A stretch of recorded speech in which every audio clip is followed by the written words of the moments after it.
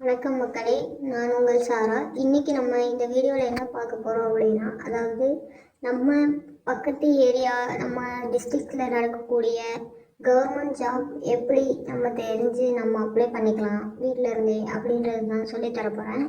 First வந்துட்டு கூகுளில் போயிட்டு தமிழ் டுடே ஜாப்ஸ் அப்படின்னு டைப் பண்ணி என்ட்ரு பண்ணிக்கோங்க. என்ட்ரு பண்ணிட்டு இதில் வந்துட்டு பார்த்தீங்கன்னா ஃபஸ்ட்டாக லிங்க் வருது பாருங்கள், எம்ப்ளாய்மெண்ட் நியூஸ் போர்ட்டல். இதில் ஃபஸ்ட்டு கிளிக் பண்ணிங்கன்னா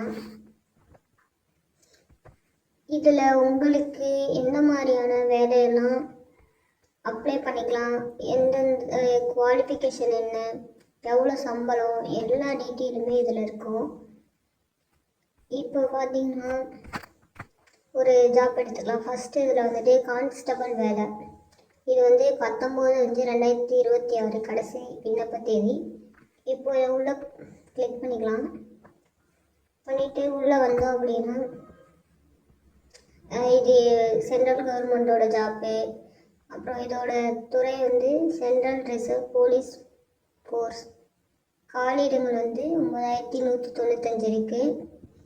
பணியிடம் பார்த்தீங்கன்னா கான்ஸ்டபிளாக போடுறாங்க. இதில் வந்துட்டு மேல் அண்ட் ஃபீமேல் 2 பேருமே விண்ணப்பிக்கலாம். ஆன்லைன் மூலமாக தான் ரிஜிஸ்டர் பண்ணுற மாதிரி இருக்கும். பணியிடம் பார்த்திங்கன்னா இந்தியா முழுக்க இருக்குது. அதோட வந்துட்டு வெப்சைட் கொடுத்துருக்காங்க, அவங்க வெப்சைட்டு. அடுத்து ஏஜ் குவாலிஃபிகேஷன்லாம் கொடுத்துருக்காங்க. மினிமம் பார்த்தீங்கன்னா 10th முடிச்சிருந்தாலுமே உங்களுக்கு வந்துட்டு இந்த வேலையில் அப்ளை பண்ணிக்கலாம்.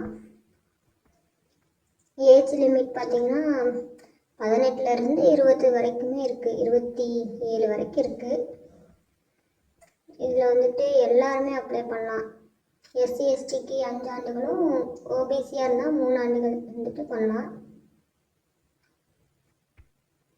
சம்பளம் பார்த்திங்கன்னா 21,700லேருந்து 69,100 வரைக்கும் தராங்க.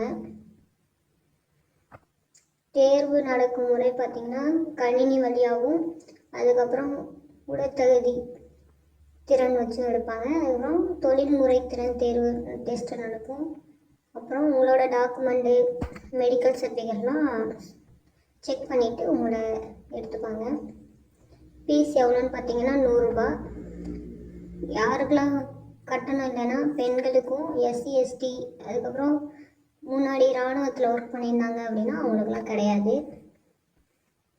அப்புறம் உங்களோட பிடிஎஃப் வெப்சைட்டு, அதுக்கப்புறம் விண்ணப்ப படிவம் எப்படி இருக்கும் அப்படின்றதெல்லாம் இங்கே கீழே கொடுத்துருக்காங்க. இந்த மாதிரி உங்களுக்கு டெய்லி அப்டேட்ஸ் தெரிஞ்சுக்கணும், இல்லை எக்ஸ்ட்ரா ஏதாச்சும் உங்களுக்கு விண்ணப்பிக்க தெரியலை, இந்த மாதிரி ஏதாச்சும் இருந்தால் எனக்கு மெசேஜ் பண்ணுங்கள். அப்புறம் அடுத்து நெக்ஸ்ட்டு என்ன வீடியோ போடலாம் அப்படின்றதையும் கமெண்டில் சொல்லுங்கள். இந்த வெப்சைட் லிங்க் வந்து டிஸ்கிரிப்ஷனில் இருக்குது. தேங்க்ஸ் ஃபார் வாட்சிங் ஃப்ரெண்ட்ஸ்.